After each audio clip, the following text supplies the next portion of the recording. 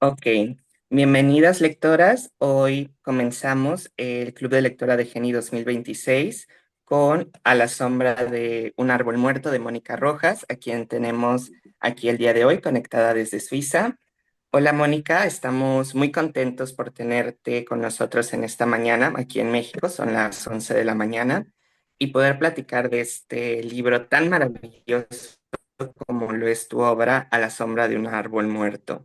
Es una novela que nos encantó, no únicamente porque abordas un tema tan universal como es el maternaje en un escenario tan complejo y sorprendente como es el folclore de la cultura mexicana, a través de las historias de Magdalena, de Petra, de Leonarda y de Inés también, tocas fibras sensibles para una reflexión honda y necesaria de la responsabilidad, el impacto y la carga de gestar, parir, alimentar, criar y educar a otro ser vivo.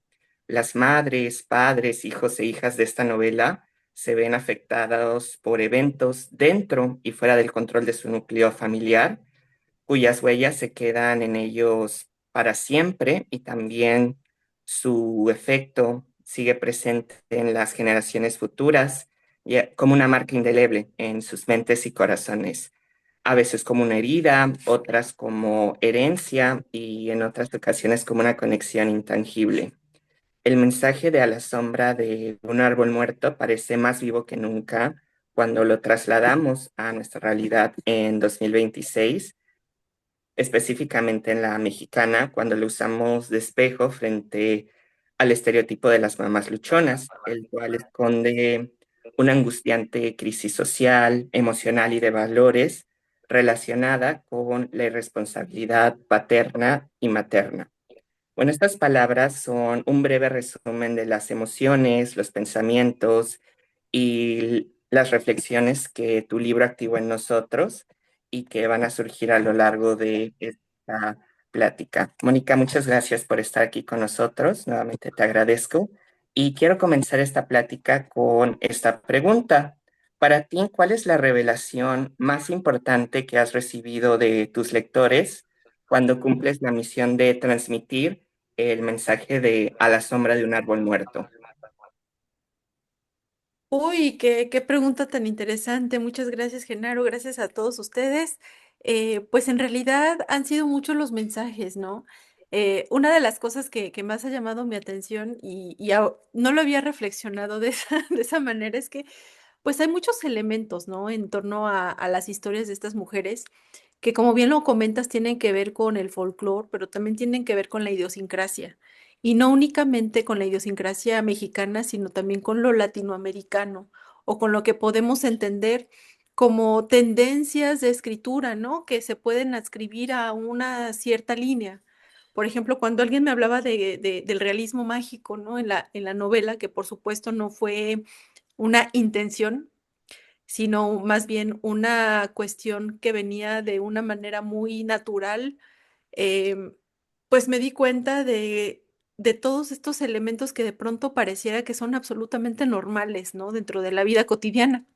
A mí me ha pasado, por ejemplo, que cuando empezaba a escribir la novela, me llegaban recuerdos, ¿no? Porque la historia está escrita en realidad desde la memoria conformada o aunada al imaginario. Por supuesto, hay mucho de imaginación ahí, pero pues siempre tiene que haber como chispazos y detonantes de lo que, pues sí, justamente despierta la imaginación. Pues de mi abuela materna, que justamente se llama Leonarda, y era ella, pues digamos, este vínculo o este anclaje que tenía yo o que tengo con el pasado que yo no conocí. Entonces, su manera de ella interpretar el pasado fue, digamos, el punto de partida de esta escritura. Y si algo representa o algo se despierta con estas historias es justamente ese vínculo que yo pensaba que no era tan fuerte. O sea, para mí mi abuela materna era, pues sí, la abuela con la que yo había compartido la infancia, con la que yo había compartido historias, anécdotas. Y cuando empiezo a escribir me doy cuenta de que hay algo mucho más potente en ese vínculo. Y alguien me dijo, y yo no estaba consciente, de que, claro, cuando la abuela nace, tú ya naces en el vientre de la abuela. Y yo no estaba siendo consciente de ese lazo tan fuerte. Entonces, creo que más allá de ser, digamos, un homenaje o ser una manera honrosa, ¿no? De volver a a la memoria, pues es una manera, y lo dice Pedro Palou en lo que comenta del libro, pues es una manera de resistir y de resistir al cuerpo, ¿no? Lo que hace Petra es resistir a su cuerpo, lo que hace Magdalena también es resistir a su cuerpo, lo que hace Leonardo es quizás resignarse a tener el cuerpo que tiene, y lo que hago yo al momento de escribir es justamente resistir a mi condición, ¿no? A mi condición quizás sí subalterna de mujer, pero mujer mexicana, pero mujer que nació en una familia pues de bajo estrato, pero nacer en todas estas cuestiones en donde también pues hay que reconocer ciertos privilegios, ¿no? Entonces, a mí me llama mucho la atención que cuando escribo la novela y cuando conecto con la gente, miren, no les voy a mentir, me han llenado de escapularios y de ojos de venado y esto viene de mis lectores y de mis amigos. Entonces todos llegan y me dan un ojo de venado, ahí tengo por ahí uno, y me dan esto porque para ellos, o sea, para mí esto es mi vínculo tangible con mis lectores. Y creo que esto habla mucho más de lo que yo pueda decir acerca de las conexiones que se forjan o del pacto que se forja a través de A la sombra de un árbol muerto.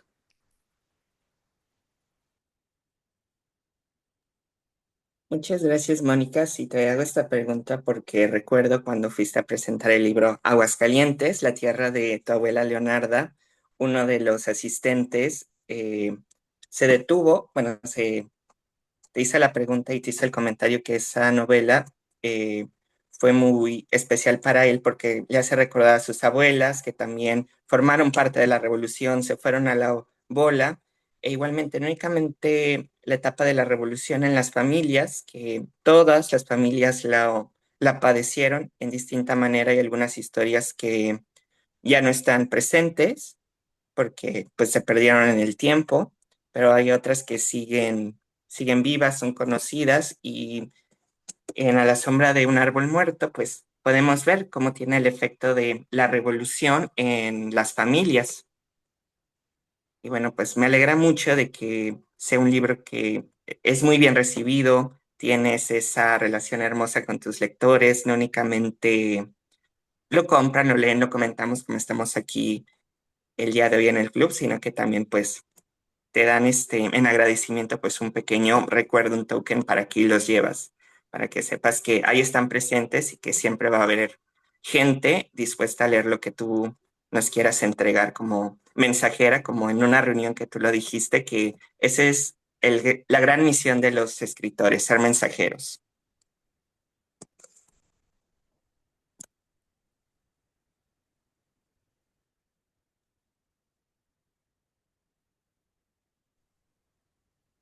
Perfecto, bueno, entonces, si no tienes inconveniente, Mónica, pasamos a las preguntas con las escritoras. Veo que Hazel tiene su mano levantada. Hazel, adelante, te escuchamos. Hola Mónica, buenas tardes para ti, supongo que frías, vi que estaba nevando, ha estado fuerte el frío en Europa, acá nosotros más cálidos. Eh, Debo comentarte, a mí tu libro me gustó mucho, ya te había leído antes con la niña polaca y también me gustó. Y este libro, la verdad, debo confesarte que en esta época de fiestas me apachurró un poquito por la fuerza, esas voces que están, que además sabemos que existen y que son silenciadas y y que están todo el tiempo ahí, ¿no? Presentes en nuestro día a día, que vemos tristemente que hay lugares en donde aún sucede, en donde aún las mujeres son juzgadas por no poder ser madres, por no dar, incluso porque no tengan hijos en lugar de hijas, o sea, tienen hijas en lugar de hijos, eh, porque pues deben de ser primero un hombre, ¿no? Que no saben si Dios los castiga o alguna deidad superior los está castigando. Y que además vivimos todavía en esta violencia normalizada. Primero debo agradecerte, ah, y eso es a tono personal, que tú manejes este tema de esta forma tan elegante, sin llegar a ser eh, tan gráfica, porque es real. O sea, la violencia existe, pero no, y la vimos todos los días, y acá la escuchamos en nuestro día a día, ¿no? Es la plática constante, al grado de que ya mejor queremos cerrar los ojos y los oídos y ya no saber más.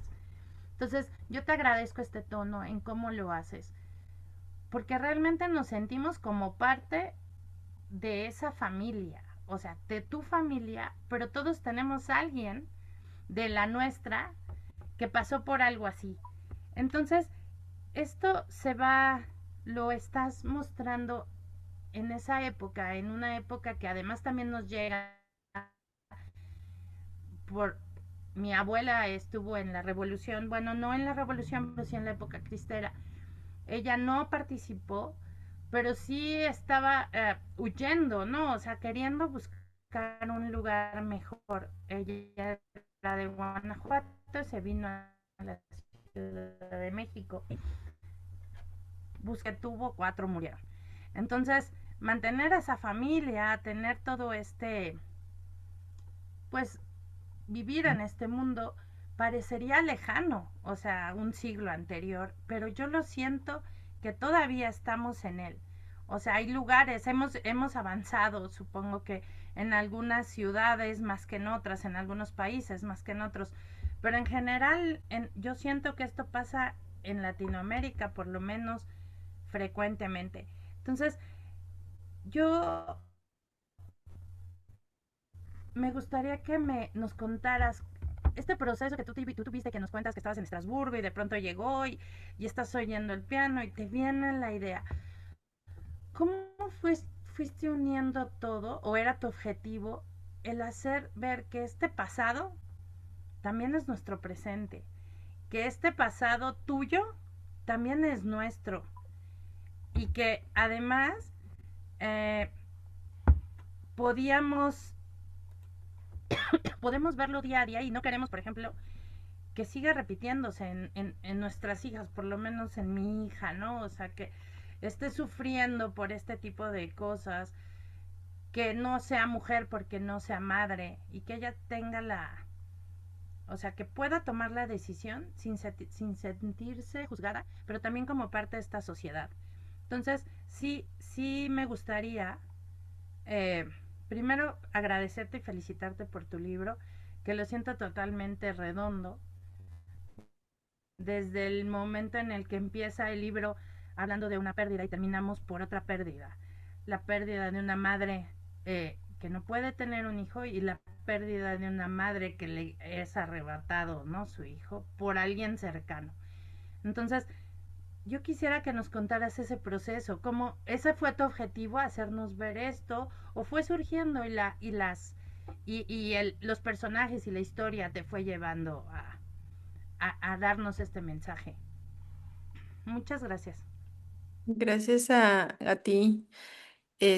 Mira, hay mucho en la escritura de impulso y de instinto, ¿no? En realidad, pues los escritores, creo que la gran mayoría de nosotros, pues empezamos a escribir desde nuestras obsesiones, ¿no?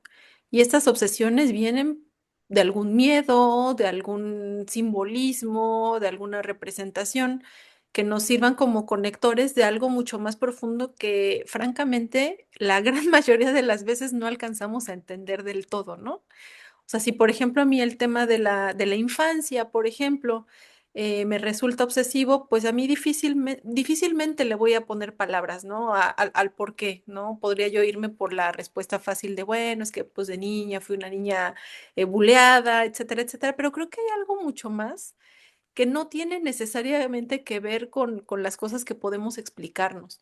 Y en el caso de un árbol muerto, a la sombra de un árbol muerto pasó así. O sea, yo escribo desde las cosas que me obsesionan. Y una de las cosas que más me obsesionan es justamente la exploración de la autonomía del cuerpo femenino. O sea, ¿hasta qué punto las mujeres estamos condicionadas en el lugar que ocupamos en el mundo por algo que no elegimos, ¿no?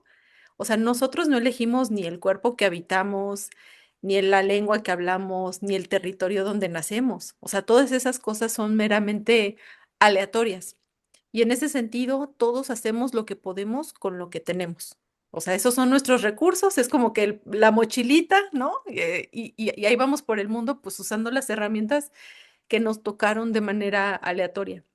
Entonces, sí tenía yo, digamos, esta idea, ¿no? Dándome vueltas.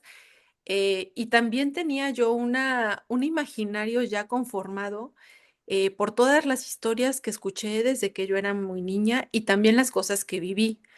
Porque sin parecer que estoy aquí inventándome nada, de verdad les digo que cuando yo dormía con mi abuela materna, porque la casa donde vivíamos era muy chiquita, si ella me decía a las 3 de la mañana que ella estaba platicando con mi abuelo que había muerto hace 7 años, a mí me parecía que sí, que era algo normal, ¿no?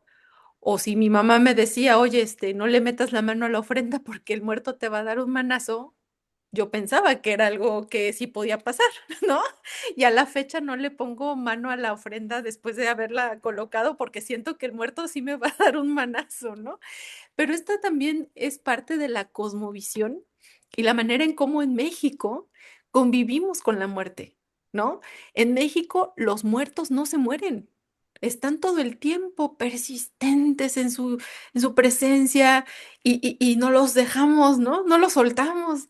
Y es algo muy bello, pero también es muy fuerte, ¿no? O sea, ese vínculo que tenemos con los que no están es muy potente, ¿no? Y de eso yo de verdad no había tenido, digamos, conciencia, sino cuando empecé a forjar, digamos, a formar esta historia con un punto de partida que es muy, muy fuerte, que es Magdalena, como representación del trauma, el trauma generacional, lo que se carga, lo que se lleva a cuestas. Por eso termina siendo Magdalena un personaje tan dolorosamente incómodo.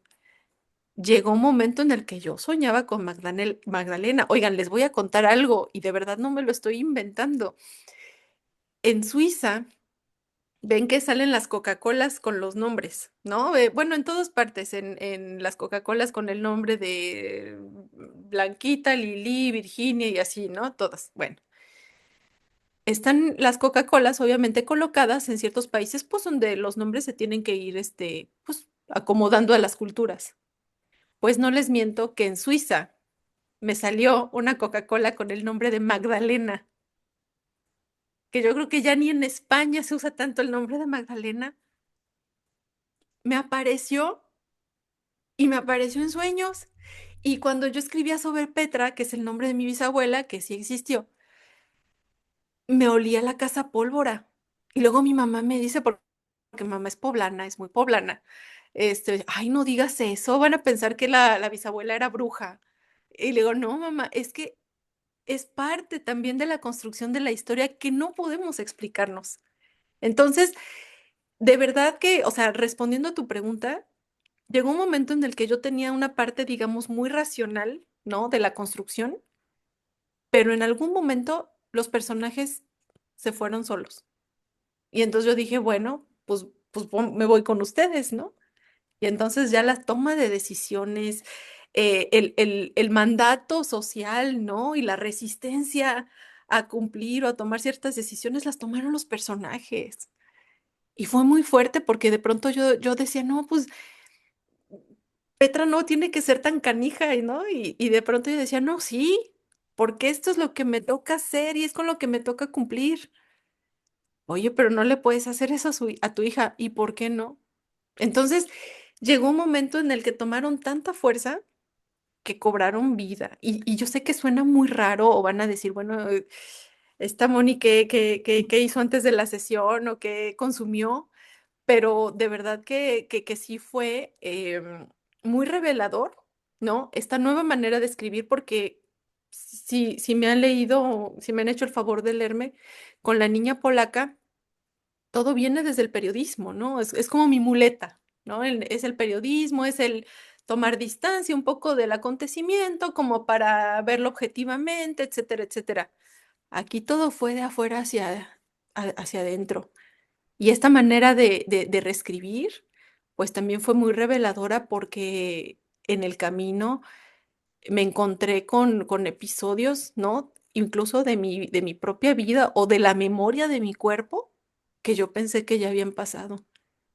Y yo creo que por eso justamente como que nos conectamos tanto con los personajes porque están muy vivos. Es que están tan vivos que dan miedo. Muchas gracias. Y sí, sí dan miedo, que totalmente creo que hubiera estado igual que tú si de pronto me hubiera salido la coca con el nombre de algo así. Gracias. Gracias. Este es mi Instagram, ¿eh? Para que no digan que, ay, que me lo inventé ahorita y que no sé qué, no, este es mi Instagram. O sea, yo también estaba muy asustada. Me imagino que sí. Muchas gracias, Hazel, por tu pregunta. De hecho, sí, Mónica, qué bueno que ahorita mencionaste a Magdalena. A mí Magdalena se me hace, pues, un personaje muy trágico, pero un personaje para nada. Bueno, si empatizas con ella. Ah, miren, ahí está la foto de Magdalena en la Coca-Cola. Ahorita la busco y se las comparto por el grupo. Que sí, Magdalena se me hizo un personaje desagradable, porque entiendo de dónde viene su dolor, que lo tiene que sacar para no consumirse por dentro, pero ella elige devolver el daño que le han hecho y con la persona más inocente que es Petra. Y Petra también se me hizo un personaje sumamente complejo de cómo al adoptar esta identidad masculina es como una especie de rebeldía a este trauma que tiene, que ella nunca pudo vivir su sexualidad de una manera libre, siempre accidentada, este, presionada por leyes, normas y costumbres que ella no entiende y que de hecho leyendo cómo es su metamorfosis de mujer a hombre, me recordó bastante y les compartí aquí en la historia al grupo del coronel Amelio Robles, que fue una Adelita que nació como Amelia, que decidió empezar a vestirse y a comportarse como hombre. Y caso curioso, tanto sus compañeros de armas y la Secretaría de Defensa Nacional le reconocieron su identidad masculina, tanto así que termina la revolución, Amelio se casa con una mujer y de hecho adoptan a una niña juntos y él vivió pues casi 90 años. Y es muy interesante ver cómo se va conectando tu historia, bueno, la memoria de tu familia, tu creatividad con la historia mexicana. Bueno, vamos a ver qué otras preguntas y opiniones tienen las lectoras. Vamos con Aide y después con Lupita y Keila, por favor. Hola, ¿qué tal? Pues es como siempre un placer hablar con los escritores. Los admiro de siempre. Mónica, yo leí ya previamente La Niña Polaca y me encantó. Y este otro estilo, ya al puro estilo mexicano, pues más. Eh, Estoy de acuerdo con todo lo que dicen los compañeros. Tuvimos una reunión previa y me hicieron ver muchas cosas muy lindas. Al principio se me hizo un poquito difícil iniciar la lectura porque para mí el realismo mágico pues no es mucho lo mío, pero empecé y no me pude despegar. Conocí a Petra y dije, Dios, qué mujer, un encanto porque a pesar de las circunstancias, como dices, te dan las 5 cartas del póker y hazle como puedas. Puedes cambiar una, puedes cambiar dos, pero te tocaron esas y haz lo que puedas. Me encantó Petra, se me hizo muy fuerte a pesar de todo lo vivido. Pudiera comentar muchísimas cosas de todos, pero Petra decidió seguir la aventura, decidió ser ella misma, decidió poner un changarro, dijo yo sé lidiar con borrachos y esto es lo mío, órale. A la hora en que se harta, dice, ahí te dejo Leonarda y Santiago con el changarro y yo me voy a lo que es mío. Quiero ser aventurera, quiero ser revolucionaria, quiero cargar el fusil. Y a la hora en que se cansa dice, ay, si tengo una hija, bueno, voy a verla. Está bien. Y lo que se me hizo más interesante de Petrita, dice, ¿por qué los demás van a cargar con mis muertos? ¿Por qué los demás, por qué va a ser mi herencia cargarles con lo que yo traigo cargando? Y va y quema la hacienda. Yo dije, no, la debería de volver a echar a andar como lo hizo Juan y Ramón. Una hacienda tan bonita. Dije, no, tuvo el valor de ir a quemar todo, a quemar los muertos, a requemar a las pobres criaturitas, aquellas que vivían bajo el árbol. Dijo, se acabó. Aquí hay que cortar por lo sano y lo hizo. Eso a mí se me hizo interesantísimo de Petra y de la personalidad por la que todas las mujeres han estado luchando, ¿no? Por dar un paso adelante, por tomar la decisión. Sin embargo, es muy difícil porque a Magdalena le dijo a su mamá, tú tus penas ponte a rezar en la soledad y deja que los hombres cubran sus fragilidades. No puede un hombre mostrar una fragilidad. Eso es muy fuerte para los hombres también. ¿Y quién se los impone? La madre. Uno como mujer les va imponiendo a los hombres, no, no llores, no, tú sé valiente, no, tú sí te vas a la guerra. En cambio, ¿qué hizo? ¿Quién? ¿Blas o papá de Santiago? No, yo quiero mi música. Yo no quiero ir a matar a nadie. Yo quiero seguir con mi violín. Y eso es algo muy valiente. También los hombres tienen que ser muy valientes para demostrar su sensibilidad.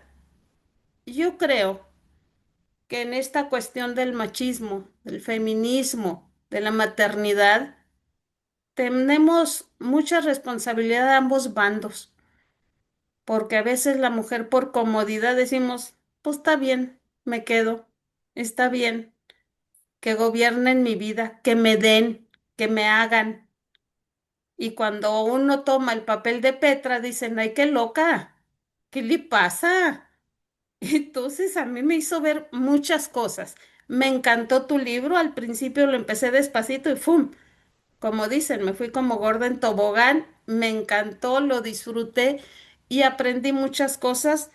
Tú mencionas una etnia que se llaman Caxcanes. Yo no la conocía. Yo pensé que ahí solo había chichimecas y me encantó. Busqué imágenes y me encantaron. Como que yo ni soy de ahí, pero me identifiqué porque los apaches tienen una indumentaria muy parecida y me encantó. Me encantó mucho conocer las historias de los lomilargos, que tampoco conocía. Y quiero aplaudirte algo ya para dejar hablar a los demás. La manera de... Ay, permítanme tantito. Chihuahua.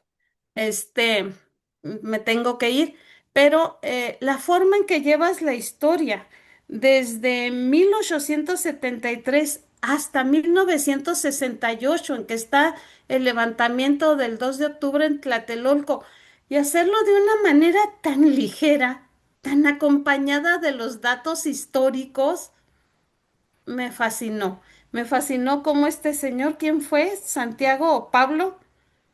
Oye, participa en el movimiento con el guante blanco.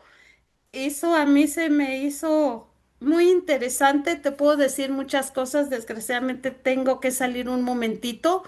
Gracias, Mónica. Me encanta tu escritura. Los dos libros que he leído tuyos han sido una fascinación.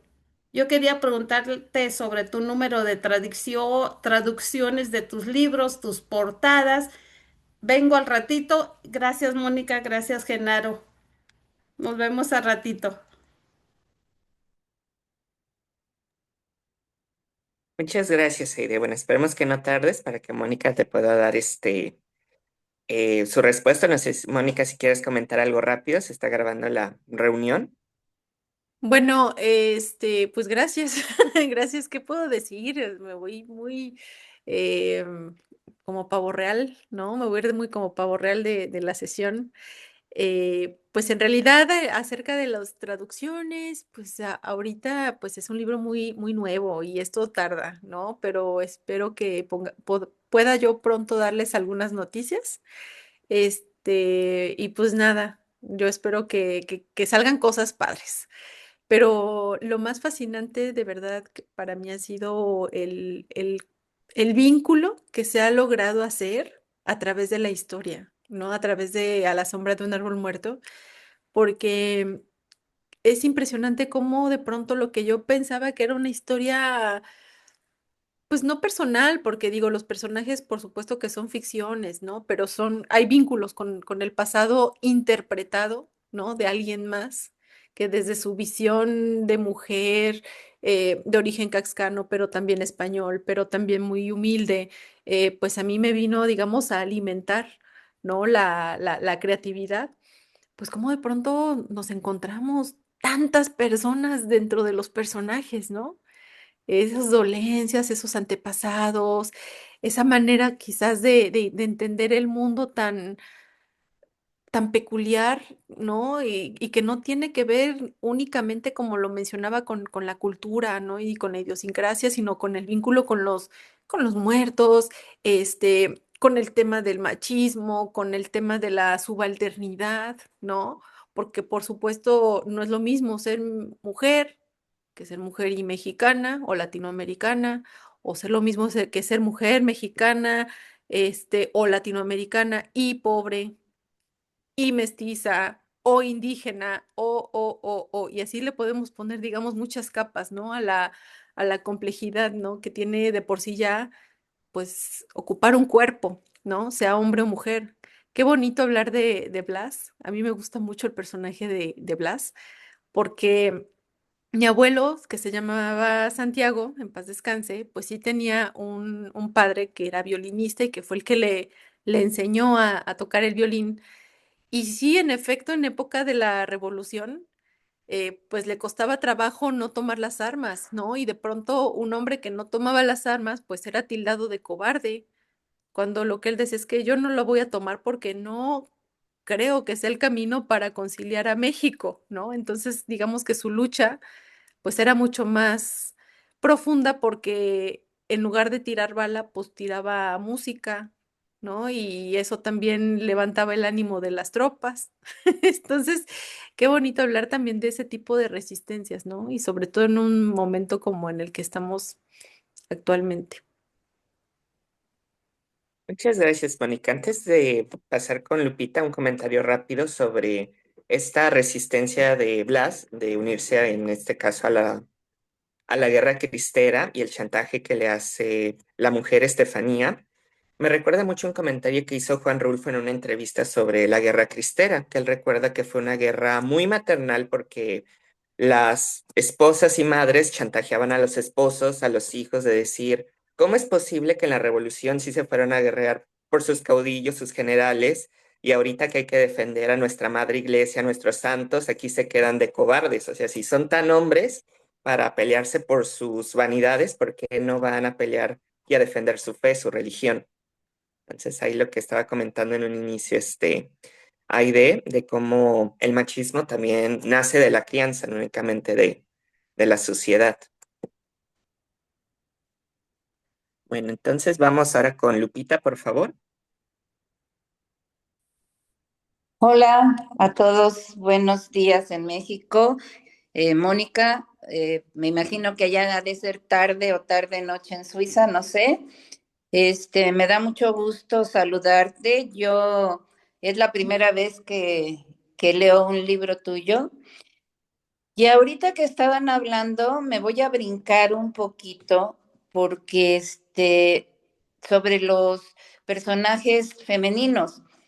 Ahorita que estaban hablando de Santiago, me quedé pensando, bueno, y Santiago realmente evadió, ¿sí? Evadió pues, su estancia más seguido en su casa para, a través de la música, a través de su, mm, de su gusto por la música. Pero realmente él, pues, dejó a Leonarda, ¿no? A Leonarda sola para hacerse cargo de los hijos. Y de alguna manera él se ahora sí que se lavó las manos, ¿no? En esa cuestión. Bueno, hablando de la novela, el personaje de Magdalena a mí me causó un poco de incomodidad, ¿no?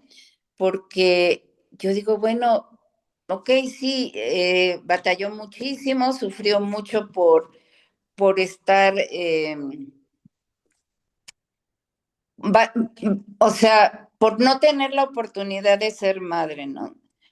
¿Qué tanto, qué tanta carga ella tenía, sobre todo por lo que su mamá le decía, de que si no era madre, pues no valía? Y cómo yo siento que ella se desconectó o se enfermó emocionalmente para hacer tantas cosas, ¿no? Sobre todo la crueldad con Petra, una niña que realmente no tenía pues la culpa de lo que le pasaba a Magdalena. Y hablando de Petra, Petra se me hizo un personaje que hace rato estaban hablando, ¿no? Creo que lo dijo Genaro, que no le dieron tiempo de explorar su sexualidad y que realmente, pues ella fue elegida por Juan. Ella no tuvo ni siquiera la oportunidad de decir si quiero o no quiero tener relaciones sexuales, si me quiero casar o no me quiero casar, si quiero tener hijos o no quiero tener hijos. Ella tenía que estar puesta y dispuesta porque el patrón lo había dicho y cuando ella se da cuenta que está embarazada, pues también se da cuenta que no es, por lo menos en ese momento, no es lo que ella quería.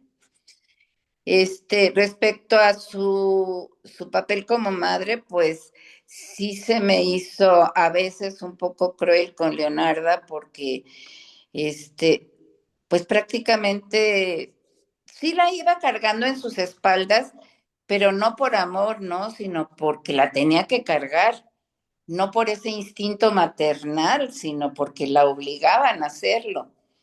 Y cómo de repente ella dice, no, pues sabes qué, mijita, ya no te cargo, ahí te quedas, yo me voy a la revolución y a ver tú cómo te las arreglas.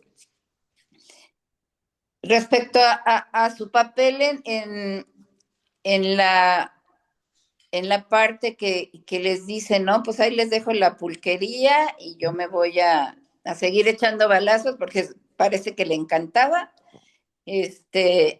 con los cristeros. En este punto, mi familia es muy, muy, muy religiosa y, y mis tíos participaron en la guerra de los cristeros.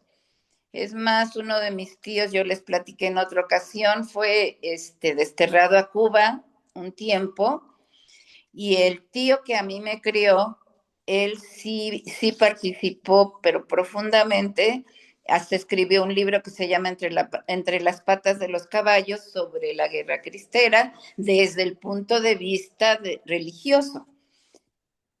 Y pasando al personaje de Leonarda, que va incluido en ese capítulo, el personaje de Inés. Yo el otro día que tuvimos nuestra sesión del grupo, yo preguntaba, bueno, ¿y por qué Leonarda no le dijo que cuando su madre la mandó a casa del diablo, pues ese diablo había abusado de ella? Claro, en la opinión de muchos compañeros decían que tal vez hubiera sido peor para Leonarda el que se enterara, ¿no? Santiago.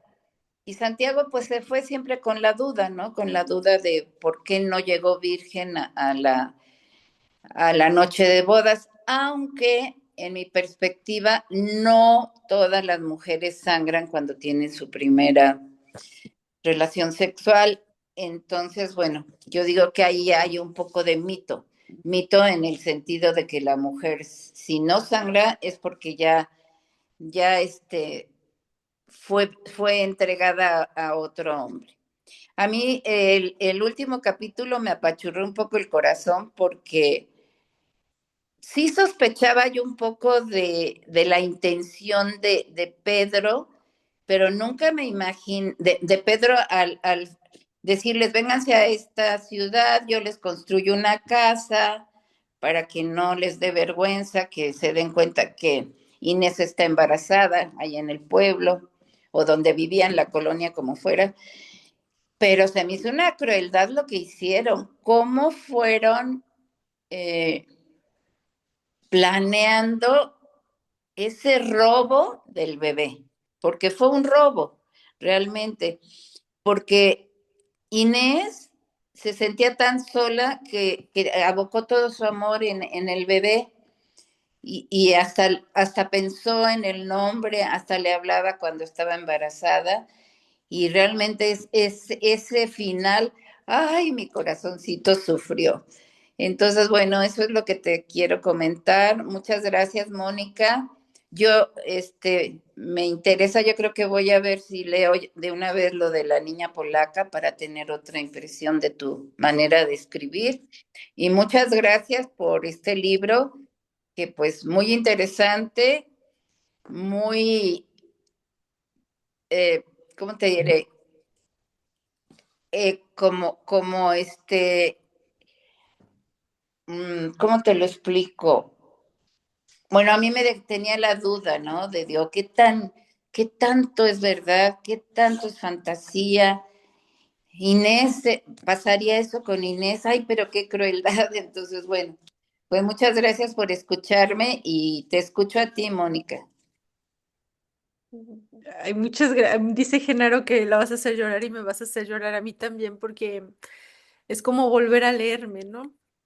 Ujú. Y creo que, o sea, mucho, a ver, este libro está escrito desde la verdad. O sea, yo creo que hay muchas escrituras que no se sienten auténticas, ¿no? Porque vienen como de una tendencia, como de una moda, como de una manera, un estilo que a lo mejor se quiere imitar, ¿no? Y en este caso, digo, sin afán de ponerme aquí muy, muy arriba, ¿no? Muy fufurufa, decía mi abuelita. Este, en realidad lo que sí les puedo decir es que la historia viene de un lugar muy auténtico. O sea, un lugar en donde sí había una necesidad de explorar una condición, ¿no? Del cuerpo. A mí me parece muy, muy impresionante y es algo que no ha cambiado, cómo de pronto el cuerpo que nos tiene que servir para habitar, para disfrutar, para explorar, para andar, se termina convirtiendo en una suerte de cárcel por una Ujú. cuestión que uno no elige, ¿no? Em, la gente que nace en determinado país, pues ¿qué hizo para merecerlo o no, ¿no? La gente que nace en un espacio privilegiado, pues ¿con qué méritos? Pues nada, la biología, ¿no? La suerte, la fortuna, la oportunidad. Y eso a mí me parece algo muy impresionante. Si a eso aunamos, ¿no? Pues sí, o sea, las condiciones precarias en las que, pues mi abuela, ¿no? La voz de mi abuela era mi primera biblioteca, ¿no? Ella, como no había libros en casa, porque era eso, o comprar zapatos para el ciclo escolar, pues ella con sus historias, pues fue forjando la biblioteca imaginaria que empezó a ocupar en mi cabeza. Y Ujú. si además a eso a uno, que en algún momento la figura o la imagen del árbol del chichihuacuauco, que es el que está en la portada, me empezó a merodear por la cabeza, pues todo ahí se fue, digamos, sumando.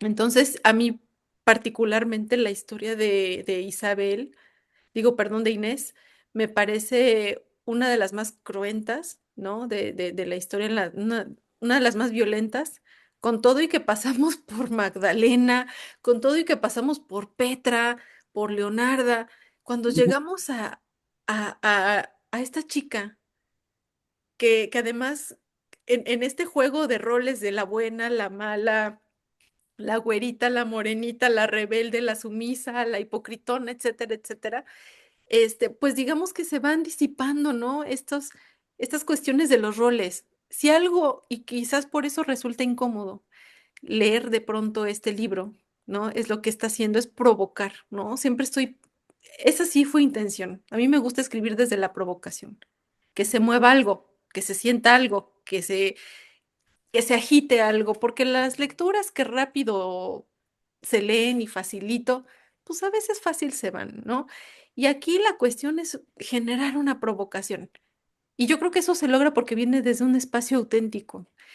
Y, y cuando yo me encuentro con la imagen del árbol del Chichihuacuaco, con la imagen de este árbol, que de acuerdo a la cultura azteca, el que está en la portada, da vida a los bebés no nacidos o a los muertos, a mí ahí me explota la cabeza. Y de hecho, yo no tomé conciencia de esto. La historia termina con un cuerpo femenino, que es el cuerpo de esta chica, como un árbol del Chichihuacuaco también, pero que ya no tiene a quien amamantar. O sea, los pechos lloran y ya no hay nadie que esté ahí, ¿no? O sea, hay un vacío. Entonces, yo terminé esta historia sintiéndome físicamente muy lastimada, ¿no? Sintiéndome agotada, pidiéndolo a mis personajes, aunque suene raro, diciéndoles, por favor, ya hasta aquí llegamos, porque yo ya no podía más. O sea, si yo les muestro la imagen, la fotografía del último día, el último momento en el que yo termino de escribir este libro, ustedes no me van a creer. O sea, yo hablé con mi amiga, bueno, tengo una amiga muy querida, Liliana Blum, le mando el libro, pero antes de mandárselo le digo, esto me dolió tanto que creo que lo voy a borrar. Estuve a nada de borrar el libro, a nada. Y Liliana, no, no, ya saben, así, amiga, no. O sea, pudo haber atravesado la pantalla del teléfono porque fue un no, mándamelo. Dice, déjame reviso y ahora sí es todo lo que quieras. Y se lo mandé. Pero fueron esas dos últimas líneas del libro, para mí, dentro de toda la historia, fue lo más difícil de escribir, porque ahí Oye, hay el compendio de muchas cosas. ajá, oye, Mónica, ¿y si existieron las gemelas? No, o sea, en realidad todos estos personajes vienen también de una suerte de anécdotas, pero también de generalizaciones, ¿no? Ujú, A mí me causaba mucho interés también explorar las generalizaciones, ujú. ¿no? Que en las familias siempre haya una negrita, Sí, entender a esa negrita que está en casa, sí. entender a la güerita que es bonita. Todos también en casa tenemos en familia, es que esta es güerita y esta es bonita. O Ujú, sea, a mí me gustaba, o lo que estaba yo haciendo al momento de escribir era irme a la generalización y entender la generalización para ir entonces a lo particular. Y ujú, entonces en esa particularidad, caray, nos encontramos tantos, ¿no? Estas historias de, no, pues es que a mi abuelita se la robaron y nos suena a veces hasta como anecdótico y divertido y decimos, ¡ah! Ya cuando tomas conciencia y lo analizas más, me estoy divirtiendo de un acto tan violento, ¿no? Como que, pues es que así se usaba, ujú. ¿no? O lo de las galletas, bueno, ni se conocían, pero los vieron juntos y pensaron que estaban cometiendo ahí un pecado carnal y van Y los casaron. y los casan. Y Ujú, eso que parece actualmente anecdótico, lo que hago, digamos, es tratar de mirarlo con lupa y decir, ujú, bueno, de estas historias tan generalizadas en nuestra historia común, ¿no? En la historia de México, en la historia de Latinoamérica, quiero ir entendiendo puntualmente por qué nos parece tan normal. Y de ahí exacto. salen los personajes. Ok. Ahorita que estabas hablando de eso, en mi familia fuimos 7 hijos, de los cuales dos eran morenos. Bueno, uno Mm, todavía vive, mi hermana no. Y sí había en el trato, sobre todo de mi abuelita fue esposa de un español y blanca ella, y bueno, de dinero, de alcurnia y ta, ta, ta. Sí, sí trataba diferentes a mis hermanos, los que eran morenos. Ahí está. Yo Sí. tuve una tía morenita y a la que siempre le hacían la broma de tú eres la hija del carbonero, a ti te recogieron, tal. Esas generalizaciones son a las que, digamos que les metí bisturí para ver qué sacaba. Ajá. Y en sí tu abuela Leonarda, ¿cuántos hijos tuvo? 12. Madre Santa. Tuvo 12. 12. Mm, Mi abuela, mi bisabuela Petra, sí estuvo en la época de la cristiada, sí era mujer de tirar balas, sí era canija. le O sea, ella encanta. era. Ah, no, hombre, oye, ella era, decían, era mujer de ley, ¿no? Ajá, ok. Pero de ella a mí me empezó a llamar mucho la atención porque en la familia no se hablaba de ella. No se Mm, hablaba de ella y siempre en las fotografías aparecía recortada, como antes te estilaba. se estilaba, ¿no? Y yo Ujú, decía, ¿quién estaba acá? Entonces lo que mi abuelita hacía, que no veía bien, era guardar las fotos de su mamá antes de que se las perdieran, porque de esa mujer no se hablaba porque era mala. Y era mm, mala, pues porque era revolucionaria y era cristera. Y yo ujú, crecí, pues en Puebla, pero con toda esta manera de entender la religión desde los cristeros. Entonces eran las canciones de que viva mi Cristo, que viva mi rey, todo eso, el Cerro del Cubilete, los cantos, el Ay Borrego, pero yo de niña no lo entendía, ¿no? Hasta que crecí y raro, bueno, yo digo raro, mi mamá católica, ¿no? De esa línea, digamos, cristera, y un papá ateo. ya me pasó igual. Eh, entonces, todas estas cosas pasan, ¿no? Pasan en todas partes y entonces, pues cuando uno es curioso, pues lo que quiere uno es, pues entender por qué, ¿no? Y es así como a veces surgen las historias. Exacto. Ya nada más para concluir, a mí me pasó igual, yo me casé con un supuesto ateo y yo era de, ay, Roberto, ¿voy a ir a misa, vas? No, bueno, voy a rezar por ti. Oh, Sí, sí, sí, yo era la sí, santa, pero bueno, pues muchas gracias, Mónica. gracias. Muy interesante tu libro, muchas gracias, muy interesante tu plática y la sigo escuchando. Gracias. Muchas gracias, Lupita. Muchas gracias, Mónica. Realmente escuchándolas, es una lectura conmovedora. Gracias por hacer este descubrimiento, Mónica, de que también el Chichihualcalco está presente al final con Inés. Y también por responderme, yo también tenía esa duda. ¿Hay fotos de Petra, de tus abuelos, de tus bisabuelos? Ya lo supimos que sí. Y bueno, qué bueno que no únicamente los tengas en memoria, sino también en algo tangible, ver sus rostros todavía a décadas, inclusive siglos de cuando nacieron. Oye, Mónica, ya se nos fue muy rápido la hora, pero todavía hay dos lectoras que alzaron Le su mano. No sé damos, si le es damos. inconveniente. Sí, sí, Ok, por favor. Claro que sí. perfecto, muchas gracias. Keila, habías levantado tu mano, ¿estás por ahí?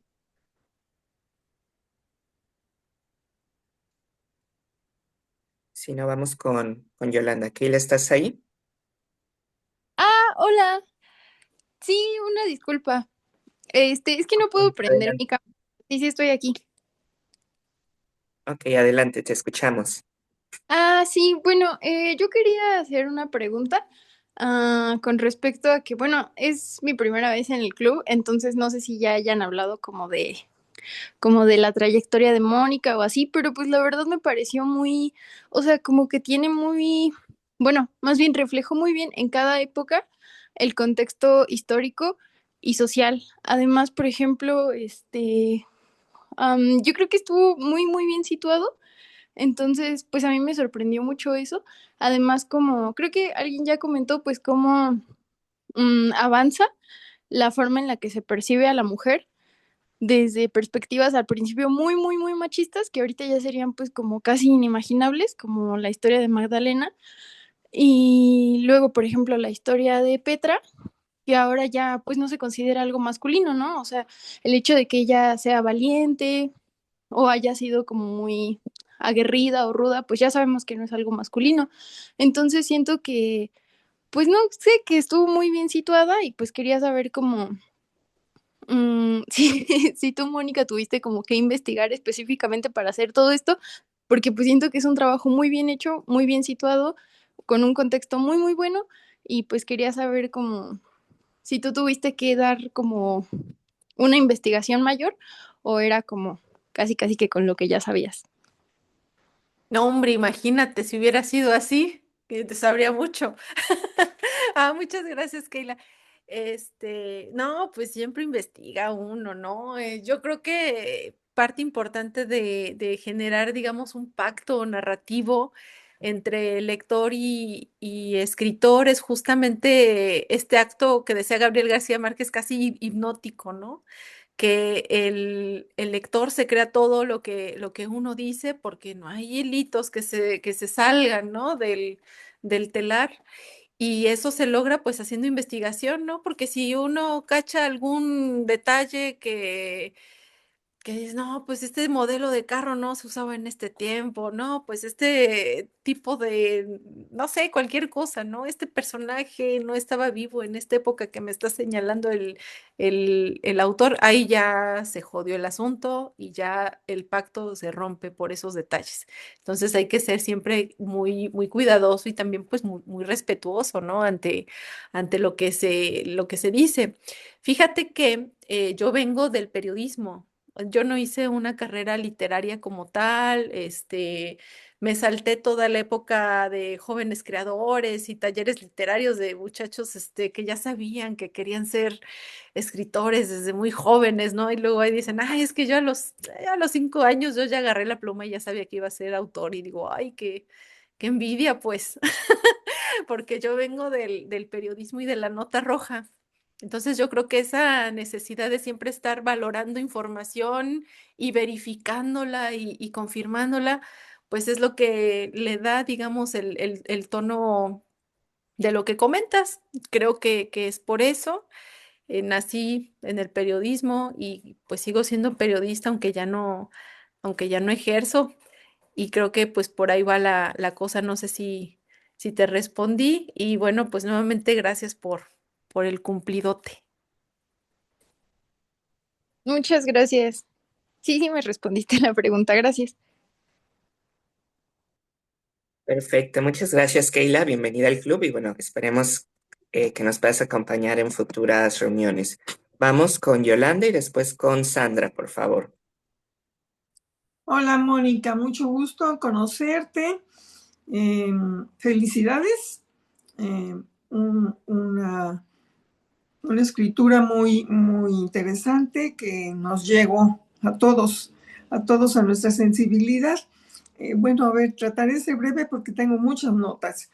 Primero, es un libro que considero feminista porque tocas muchas problemáticas de las mujeres y, sin embargo no es un libro que choque, que sea molesto de cómo lo planteas, de tanto que se ha escrito sobre los dolores, las penas de las mujeres, y aunque son los mismos temas, el aborto, la violación, lo que ya sabemos, no no resulta chocante, sino al contrario, muy interesante. Por eso estás teniendo tanto éxito. Se siente también, bueno, yo sentí muy bien esa parte donde tú escribes con el cuerpo, digamos, y sospeché, antes de leer algo, cuando te busqué en internet, sospeché que dije, no, Mónica tiene que haber vivido en ciertas situaciones en pueblos pequeños, con familiares que vivieron en provincias pequeñas donde hay toda esta terminología, estos refranes, porque lo primero que me enteré es que estabas en Suiza y dije, a ver, si ha vivido en Europa, ¿cómo es que sabe tanto y cómo que lo escribe de manera tan natural que parece que estoy yo ahí en el pueblito, ¿no? Bueno, el papel que juega la música con los fragmentos de canciones que tú metes ahí, yo siento que suaviza toda esta terribles tragedias de cada personaje. Eh, al mismo tiempo que suaviza, pues también es una manera de mantener viva ese tipo de canciones que son tan bellas y que ojalá y que continúen, y yo creo que con tu libro van a continuar y se van a dar a conocer en otros ámbitos que son hilitos de oro. Bueno, a mí me sonaban todas, ¿eh? Todas. Quería cantarlas, pero decía, no, sigo con la lectura si no me voy a perder cantando. Eh, Respecto al realismo mágico, con lo que comienzas con ese árbol y esos niños que se aparecen, ¿no?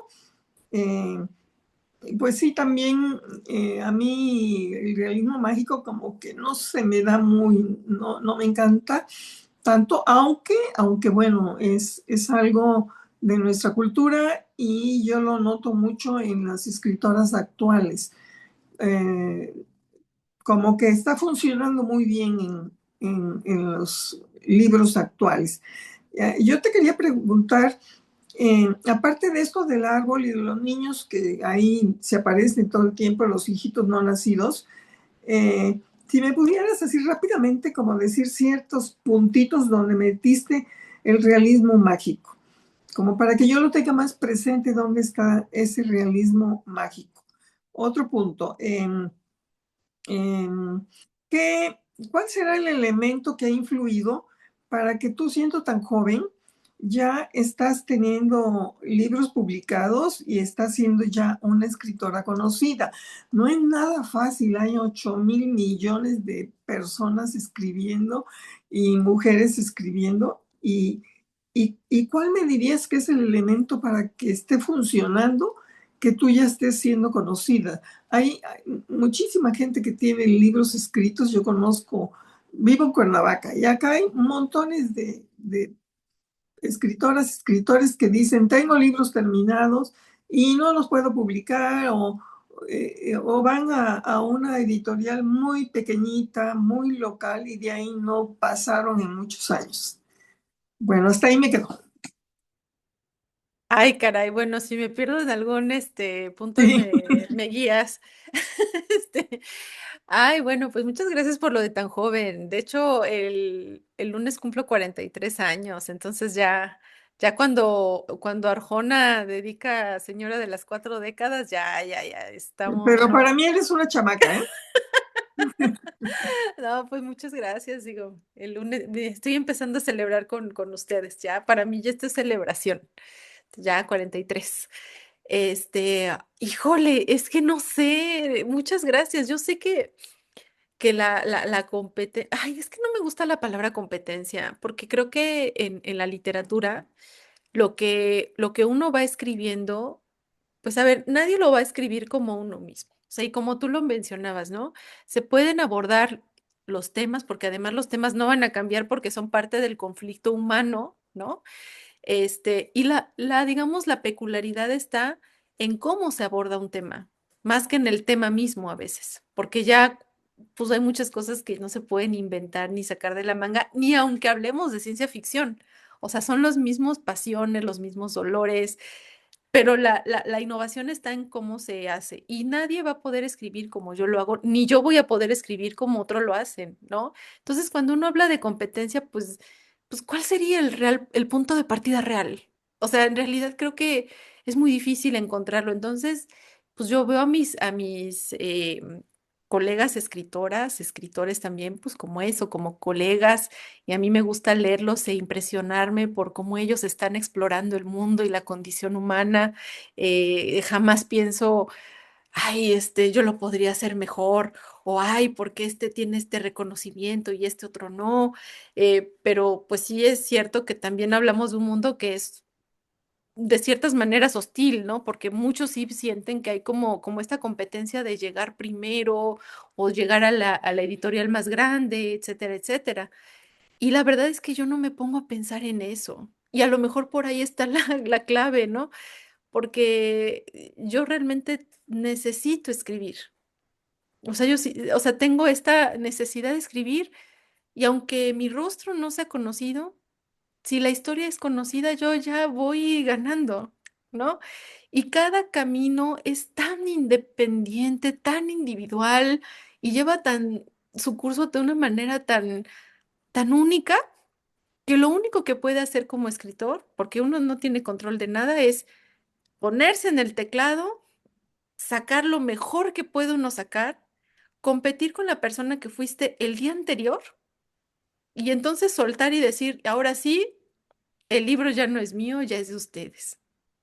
Eso es lo que hago, porque si me pongo a ver cómo vamos y todo eso, híjole, es que entonces uno se puede frustrar mucho. Y yo creo que la literatura con L mayúscula tiene que venir de un espacio muy lejano al ego. Entonces, pues no sé, o sea, sé que hay escritoras que tienen mucho reconocimiento, ¿no? Y a mí me da harto gusto ver que la literatura en español, por ejemplo, aquí en Europa, pues empieza a leer más, ¿no? Y entonces va uno a la librería y ve uno al libro de Mariana Enríquez y de Samantha Schweblin y de Liliana Blum y de Fernanda Melchor y dices, ¡ay, qué padre! ¡Qué bueno! Porque ahí vamos todas. Y ahí vamos, ¿no? Y es un camino que ha costado mucho trabajo recorrer, ¿no? Que además lo tenemos que decir, ¿no? O sea, si estamos acá es porque hubo otras antes que nosotras con el triple y el cuádruple de esfuerzo, luchando por ser reconocidas en un espacio que también fue por muchos años casi monopolizado por los hombres, ¿no? ¿Cuánta mujer no fue silenciada en el mundo de la literatura? Y entonces que uno llegue, pues tiene también la obligación de decir, bueno, y ahora yo abro brecha, ¿no? Entonces yo lo veo así, ese es mi mundo en la literatura y, y estoy contenta. O sea, estoy contenta y estoy conforme con lo que se va logrando. Ahí va el libro. No es fácil abrirse caminito entre los grandotes, porque pues hay editoriales que son mucho más grandes que Hachette y sin embargo yo le aposté a estar con Hachette y ahí vamos, ¿no? No somos muchos, pero somos machos, al revés que como se dice, y ahí vamos en el camino. Entonces, no sé cómo ha sido realmente, o sea, no he tenido, digamos, una estrategia, pero sí estoy acompañada de gente muy, muy maravillosa, como es la gente de la editorial y también, pues, mi agente literaria. Yo tengo una agente literaria en Alemania, que es la que, pues, ha llegado y me ha dicho, creo en ti, y ha tocado las puertas. Y entonces ya nomás digo, bueno, pues entonces yo ya me dedico a escribir, que es lo único que hago bien, porque venderme soy bien mala vendiéndome. Y pues ahí vamos en el camino. Entonces, no sé, o sea, realmente no tengo respuesta para eso, pero sí, sí, sí es cierto que me he encontrado con gente que ha creído en mí. Y eso ha sido clave. Y del otro, de lo del realismo mágico, híjole, ahí sí ayúdenme, lectores, lectoras, porque yo me acuerdo, por ejemplo, del árbol pues sí, con los no nacidos, ¿no? Las voces constantes, el tema de, ¿qué más? ¿Qué más, gente? ¿Dónde más se puede ver el realismo mágico? Cuando quema la casa y Petra dice que le empieza a llegar el olor a vainilla de Juan. Los ojos Ajá. grises en el espejo, ¿no? Ese también es un elemento de realismo mágico. Este, mm, La ¿Qué limpia que se más? hace Pablo. ¿La, Ujú. la qué? Cuando a Inés le La lim- quitan su hijo y dice que se ve al espejo y ella ya se ve con los ojos grises también. ¿Qué dijiste de Pablo, Genaro? que cuando muere Raúl, llegan a la casa donde él vivía con su esposa, con Lupita, y se encuentra una santa muerte, y Leonardo le dice, vete a hacer una limpia. Y ahí Mónica lo describe cómo va con la curandera, le pasa las hierbas, le echa Ah, y le habla con agua el de diálogo con los limón. muertos, ¿no? Ujú. Y Yo también creo que cuando es, dialogan con los niños muertos, ¿no? Cuando los niños Ujú. le hablan a ella, no a él, ¿no? Exacto, sí, sí. creo que es un muy buen balance tanto en el realismo mágico como en lo real maravilloso, como dice Alejo Carpentier y Liliana Blum. Lo real maravilloso. Ay, yo no sé distinguir eso. Para mí es como distinguir entre la mantequilla y la margarina. No Eso puedo. también yo iba a preguntar. También no me queda claro. Fíjense que ahí por ahí me encontré a una crítica literaria que decía que el tema del realismo mágico es más como un concepto colonizador, Ujú. porque viene de un crítico alemán. Entonces el crítico alemán veía el exotismo latinoamericano y lo que para nosotros era absolutamente cotidiano, como una limpia, como esto, para él era exótico. Y entonces dijo, no, esto es realismo mágico. Pero en una charla con Pedro Ángel Palou, él decía, pues es que creo que o sea, el libro dentro de lo latinoamericano termina siendo muy realista. O sea, si quitamos lo mágico, también termina siendo muy realista porque hay una crítica social, ¿no? Pero bueno, eso es como que nada más para ponerlo ahí, que a veces usamos conceptos que no sé, bueno, yo por lo menos yo no tenía conciencia, y sí es cierto, o sea, el tema del realismo mágico viene desde una mirada ajena a nuestra cultura, ¿no? Entonces resulta interesante desde dónde estamos tomando los conceptos con los que calificamos o denominamos a nuestra propia literatura, ¿no? Es interesante, pero yo les digo, bueno, por lo menos sirve como guía para los lectores para saber por dónde va a ir la historia, ¿no? Cuando uno habla de realismo mágico, por lo menos en el imaginario de los lectores latinoamericanos, también en Europa, sí es cierto que también es así, como ya está tan implementado el concepto, dicen, ah, ya sabemos más o menos cómo por dónde va la cosa y eso siempre se agradece, ¿no? Oye, Pero, Genaro, ¿qué ajá. dijiste de Carpentier? Ah, lo real Que maravilloso. Alejo Carpentier fue el que, bueno, su literatura es la que conforma este otro término que es lo real maravilloso, que es como una contraparte del realismo mágico, es decir, oye, esto que pasa, digamos, en América Latina no es algo sobrenatural, sino es una forma que nosotros tenemos de explorar de la belleza. Por ejemplo, digamos que un personaje va caminando, está soleado y empieza a llover y no sé, empieza a ver arcoíris o como en Aracataca, el pueblo de Gabriel García Márquez, que cuando llovía se hacían pozos de agua en la carretera, entonces bajaban las mariposas amarillas a tomar agua y se hacía un torbellino amarillo, que ahí es de donde Gabo sacó la inspiración de las mariposas amarillas en Cien años de soledad. Eso sería para mí un ejemplo de lo real maravilloso. Que de hecho lo real maravilloso tiene que ver más con la territorialidad, con el tema del territorio, ¿no? El territorio percibido como exótico, pero que es real y es maravilloso, nuevamente, quizás vuelto a ver desde una mirada externa. Y el realismo mágico es que pasen cosas sobrenaturales dentro de un contexto real, pero que el lector va a percibir como posibles, ¿no? Que un niño tenga una cola de cerdo o que ese personaje de Cien años de soledad pues todo el tiempo tenga ahí un remolino de mariposas amarillas o que Juan huela a vainilla, ¿no? Por el cuerpo impregnado de Celina que le dejó, digamos, ahí la memoria, ¿no? De su cuerpo en su cuerpo mismo. Entonces eso es como que, ay, esto es fantasioso, pero el lector no va a decir, ay, no te vueles, o sea, sino que va a creer que es algo posible. Pero es bien difícil o sea, ya en la práctica es difícil de separar Ujú. o de Gracias, entender. Sí. gracias, gracias. Perfecto, muchísimas gracias, Yolanda.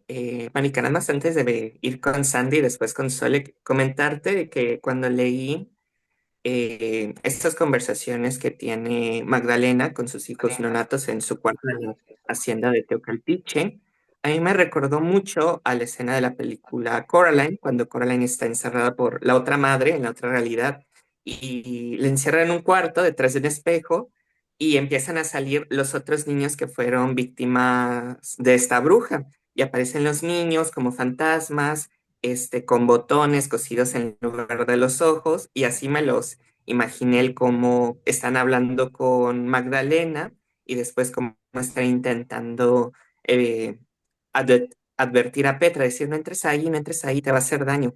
Se me hizo bastante inteligente esa relación y también, bueno, la Gracias, comparativa Juan. que encontré, no sé si te la han hecho, ahí cuando puedas volver a ver Está la bueno, está película, bueno. que es escena. Bueno, vamos ahora sí con Sandra y después con Sole, por favor. Hola Mónica, ya nos habíamos saludado, pero de nuevo, yo no te quiero hacer ninguna pregunta porque creo que has sido muy generosa al responder más de la cuenta, pero sí quiero hacer una intervención para sumarme a 3 puntos. El primero es que yo estudié comunicación y medios periodísticos y cuando llegué aquí a Alemania yo sentía la frustración por no poder ejercerla y me encontré con una llamada de un profesor que me dijo, no dejas de ser lo que estudiaste. O sea, así en este momento tú no estás ejerciendo el periodismo como tal, tú siempre vas a ser una comunicadora. Entonces yo me quedé con eso y eso mismo te quiero decir a ti. O sea, yo pienso que la labor de comunicar no necesariamente se tiene que ejercer como si fuera la profesión de un trabajo, pues que uno reciba el título. Lo segundo es que me gustó mucho que hicieras ahora mención de tus marillitas, porque yo tengo algo que quiero compartir y es que después de haber leído en conjunto La Niña Polaca, parece ser que los símbolos en tus libros son muy importantes porque constantemente de la nada comienzan a aparecer, por ejemplo, comentarios con el diente de león. Entonces, diente de león lo asociamos a Mónica. Entonces, eso me Ah, parece fantástico. Y de seguro, pues va a aparecer lo mismo con las manillitas. Y lo otro que quiero decirte es que me gustó mucho tu obra, pero lo que me parece más interesante al leerlo fue ese tríptico. O sea, saber que estás contando 3 historias de 3 mujeres y que están contadas en diferentes épocas. Entonces, eso creo que es un valor muy interesante porque por lo menos a mí, para dar también respuesta a algo que ahora preguntaban, y es que, ¿qué es lo que hace que leamos a Mónica? Es porque, primero, hay una estructura narrativa. O sea, hay una técnica que no es una, son muchas. Y otra cosa es que yo encuentro que tus novelas siempre enseñan. O sea, para mí eso es algo muy importante cada vez que yo recomiendo un libro. Que no solamente sea el libro que se lee y ya, pero en tu caso está, por ejemplo, que con lo que estaba mencionando Genaro. Yo aprendí, por ejemplo, de las mujeres que fueron a la guerra en México y que usaban, o sea, que hicieron este cambio de identidad. O sea, fueron muchas cosas. Y, por ejemplo, recuerdo que con la niña polaca aprendimos acerca de la batalla de Katyn, que incluso hasta vimos la ujú. película. Entonces, creo que eso es responder un poco también al por qué queremos leer a Mónica ¿y cuál es la diferencia frente a otros autores? Y es que yo creo que quienes buscamos encontrarnos con un libro que nos aporte, que nos sume y que sea producto de buenas conversaciones, entonces sin duda hay que leerte. Y lo último que acabaron de mencionar con respecto de lo real maravilloso y el realismo mágico, yo creo que la forma más fácil de entenderlo, por ejemplo, este fue mi caso, y como a mí me funcionó, pues yo les quiero compartir mi experiencia. Y es que cuando yo leí El reino de este mundo de Alejo Carpentier, fue cuando me di cuenta de lo que para él significa lo real maravilloso. Y es que ahí en este libro se habla acerca del vudú y de toda esta práctica, pues no les voy a contar el libro, pero es algo que es muy cercano a la idiosincrasia de, de los cubanos. Entonces, convivir desde lo interno es lo que él llama lo real maravilloso. Pero cuando hablamos del realismo mágico, pues hay que leer a Gabo, obviamente, y ahí nos encontramos con Cien años de soledad, que es la mirada desde lo externo. Y es por lo que Mónica decía, o sea, realmente el boom latinoamericano no vino de parte digamos, de Latinoamérica, vino de parte de Europa. Entonces es como esas dos miradas, mientras que lo real maravilloso es lo interno, porque es la defensa que hace Alejo Carpentier, en el realismo mágico nos encontramos que es la mirada desde lo externo, que es justamente lo que encontramos cuando personas de afuera leen a Gabriel García Márquez y se encuentran de que realmente nosotros somos bueno, hablo de nosotros, aunque yo no estoy en Latinoamérica, pero da, da para que nosotros entendamos que somos realmente una cultura extraordinaria y que todo el folclore y que todo lo que nosotros manejamos de lo tropical, pues termina siendo diferente a lo que se vive en Europa. Y Mónica, qué bueno saber que tu libro, aquí lo encontré, es publicado mediante un acuerdo con Alemania. Increíble. Súper bien. Bueno, y hasta aquí mi intervención. Mónica, me encanta. No sé en qué momento voy a proponer tu libro, porque como te dije, la mayoría de los que te leímos con la niña polaca estuvieron en el club de lectura que abrió Alien. Entonces, no sé, pero ten la plena certeza que cuando otra vez volvamos a tener un público, seguro que voy a proponer. Es más, para que conozcas algo adicional, ya comencé a hacer todo el material que yo les comparto con las lecturas. O sea, ya comencé a desglosar la parte del análisis literario, la parte del análisis histórico, porque creo que es un muy buen libro para comentar. Y Genaro, lamento mucho no haberme conectado en la reunión entre lectores, pero 3 de la mañana es muy difícil para mí. Y de nuevo, muchas gracias, Mónica. Gracias, Andy. Sí, es difícil. Muchas gracias, Sandy. Vamos con Sole, por favor. Estás en mute, Sole.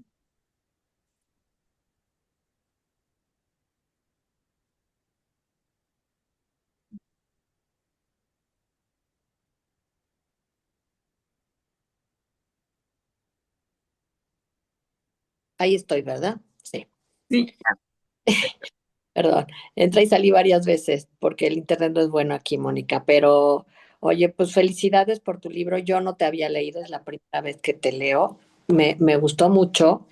Y a mí me gustó mucho esta parte, además de todo lo que los compañeros y compañeras han dicho, esta parte como de crítica social.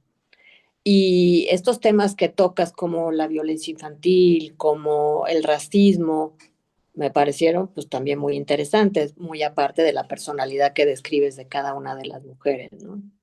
Entonces, bueno, mi intervención es muy breve, es para decirte eso, me parece que tu narrativa es muy amena además, o sea, te invita a seguirlo leyendo, es ágil,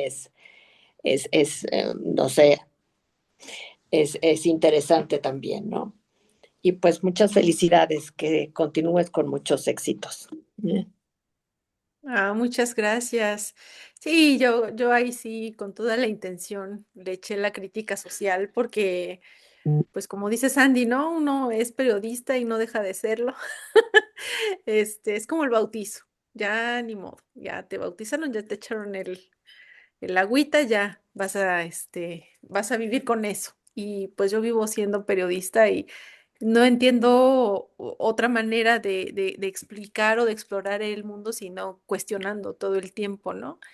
Y creo que es bien importante, pues sí, como que estos planteamientos de la literatura sirvan para desarrollar el pensamiento crítico, para pensar realmente si hemos avanzado, si no hemos avanzado, hasta qué punto el día de hoy, ¿no? Con todos estos estereotipos de la belleza, ¿no? Que también están todo el tiempo ahí, merodeándonos, ¿no? A nuestros jóvenes también, a nuestras jóvenes, ¿no? En redes sociales. Pues a lo mejor no es aquí ahora un mandato biológico como el que le pasaba a Magdalena, ¿no? Que si no tenía hijos, pues no tenía por qué estar en el mundo, pero quizás en estos tiempos es, si no cumples con estos estereotipos, pues tampoco tienes un lugar tan privilegiado, ¿no? Entonces creo que es bien importante seguir preguntándonos cosas, seguir leyendo desde la crítica, ¿no? Incluso desde la autocrítica, ¿por qué no? Pues siempre teniendo como punto de partida historias que nos conciernen, ¿no? Y reconociéndolas y reconociéndonos, ¿no? En esas historias bueno, pues eso ya es a lo mejor muy ambicioso, decirlo como escritor, pero como lectora, porque pues además por encima de escribir, leo, o sea, me reconozco más lectora que escritora. eh, pues sí, ¿no? Es como un mundo fascinante de poder encontrarnos y además, pues, digo, ahora yo les voy a echar la flor a ustedes, o sea, en los clubes de lectura, este desarrollo del pensamiento en comunidad, híjole, creo que es algo increíble, ¿no? Y qué bueno que lo están haciendo, que lo sigan haciendo, que no dejen morir el pensamiento en la vorágine de la inmediatez, ¿no? Porque también pues ante eso estamos muy vulnerables, ¿no? Todo es rápido, todo tiene que ser inmediato, y quién lee más, y quién lee más rápido, y quién tiene el contenido más pronto, etcétera. Todo va rápido, rápido. Y detenernos a reflexionar como este espacio que tenemos ahorita. Híjole, es que es invaluable. Así que yo soy la que les da a ustedes las gracias. Gracias por sus comentarios, gracias por sus opiniones, gracias por sus reseñas. Todo eso me ayuda muchísimo a, pues sí, a que se dé a conocer esta historia, ¿no? Mis papás no son grandotes como los de otros autores que tienen ahí a las editoriales grandotas, pero ahí vamos, ¿no? Y creo que Hachette está haciendo un trabajo bien bonito con con esta nueva línea de escritoras, de escritores que estamos en su sello de literatura. Y pues muchísimas gracias pues por lo menos a mí, por acompañarme en el camino, porque pues escritor que no tiene quien la lea, pues ¿para qué, verdad? Así que pues muchísimas gracias a ustedes por prestarme sus ojitos, su tiempo, sus recursos, ¿no? Y espero que no les haya defraudado y que se les siga antojando leerme. Muchas gracias.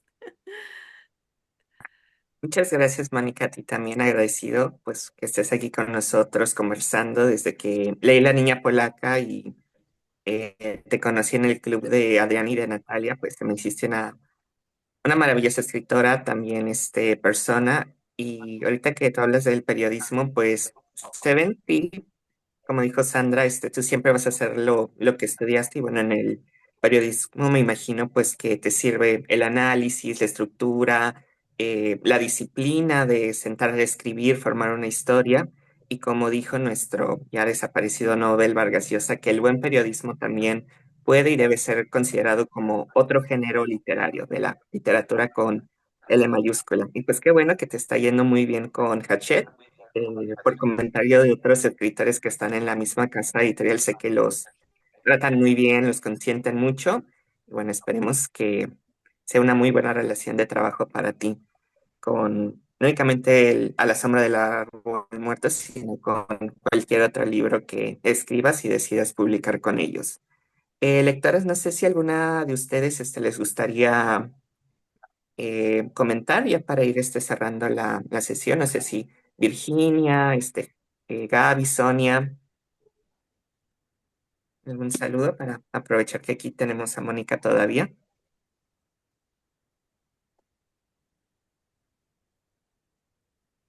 Yo, si puedo. Adelante. Muchas Sí, gracias. Gracias, Mónica, por esta excelente participación. Me disculpo por no haber participado antes. Estaba muy atenta a sus comentarios. Este, eh, la verdad es que es una obra maravillosa. Este ya es tu segundo libro que leo. También había participado ya contigo en otra reunión de club de lectura con la de la niña polaca y no me queda más que agradecerte por esta honestidad que plasmas en los libros, por esta labor de investigación y sobre todo por esta ternura, le llamo yo, que nos hace conectar, que nos hace vernos inmersos e identificarnos con cada uno de tus personajes, lograr sentir ese coraje, esa valentía, ese sacrificio, esa entrega de cada uno de los personajes para mí la verdad es que es increíble y es muy motivante seguirte leyendo porque, como bien lo dicen, encuentro mucha honestidad en tu escritura y yo creo que eso es algo que se agradece muchísimo en un escritor, sobre todo que desnudar el alma y plasmarla en esta prosa tan hermosa que tienes. La verdad es que no me queda más que agradecerte por estos libros tan preciosos que nos has dado, agradecer a Genaro el tiempo también, por esta generosidad y estos detalles que nos comparte en los grupos de lectura, estos pequeños detalles que la verdad es que hacen más enriquecedor el libro, lo agradezco infinitamente. Muchísimas gracias. Gracias a ti, muchas gracias. Oigan, para ir cerrando, ¿quieren que les enseñe la foto de Petra? Sí, Sí, A ver, guau. ahí está Ajá. qué genial. Petrita, con cara de buenita. Que Y era aquí la, está era la Leonardo. bisabuela. Ay, Leonarda, te pareces a Con cara ella. de buena. Mm, sí, Muy guapa la abuela Leonarda. qué guapa la Leonardo. Pues bueno, pues ya las Bueno, conocieron. bueno, ¿ya te tienes que retirar, Mónica, o Sí, ya podemos? en un ratito me empiezan a molestar aquí con la cena, porque muy escritora y muy acá, pero pues, soy mamá y soy esposa y ya ya están, bueno, ellos son los que están preparando la cena, porque bueno, está bien que sea así, pero ya me están esperando para comer. Disfrutar tu cena. Sí, Bueno, ya Pero es hora. queremos hacer una fotografía. ¿Sí? sí, esa le iba a pedir a Sí, Mónica, sí. Y ustedes también, sí, ¿Sí? el momento para Sí. tomar la foto, si tienen su libro, lo Genaro, si pueden quieres mostrar. hacemos doble. Si quieres yo hago una Ok, y después tú haces, bueno, como quieras. Primero yo, después tú. ¿Listo? ok. Sí, primero tú, Ok. Sandra, por favor, a Primero ver. voy yo. Ok. Ujú. Entonces, por favor, cara de alegría. Este momento es épico. En algunos años, cuando Mónica tenga su premio Nobel de literatura, nos vamos a acordar de esto. Ay. Sí. Esa es la sonrisa. Vamos a tener eso. Maravilloso. Tenemos tres para escoger lo mejor. Genaro, ahora te toca a ti. Listo. A ver, espero que pongas Dame el un libro en la minutico que se pantalla me y ya lo perdió. tomo. Se me perdió. Es que yo no tengo el libro físico. Ok. Entonces, un momentico que se me Así de perdió. aquí te lo presto. Mónica, voy a finales. Bueno, tú vienes aquí a Alemania, pero nosotros estamos pensando en el próximo invierno ir a Suiza. Aquí las espero.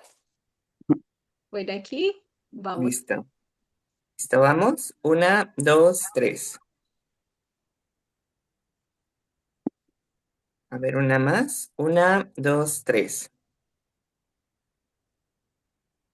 Perfecto. Pues muchísimas gracias, lectoras. Muchísimas gracias, Mónica. Esperemos que en Gracias. 2026 le vaya igual, inclusive mejor a La sombra de un árbol muerto. Y bueno, cualquier evento que tengas, en México, allá en Europa o en cualquier otro país, vamos a estar, al pendiente. Quien tenga la oportunidad, pues para irte a apoyar o si no, hacerte promoción Ay, aquí en el club, en muchísimas, las redes sociales. muchísimas gracias. Muchas Gracias, gracias, sí, les voy a Mónica. estar contando. Gracias a ustedes. Gracias. Gracias. Ah, Hasta pues también pronto. Gracias. nos vemos. Adiós. Feliz Gracias, cumpleaños. Genaro, también. Gracias a Bye. ambos. Bye. Este es Genaro. Gracias. Gracias, Nos Genaro. vemos. Bye. Muchas gracias. Les agradezco. Gracias. Bye. Genaro.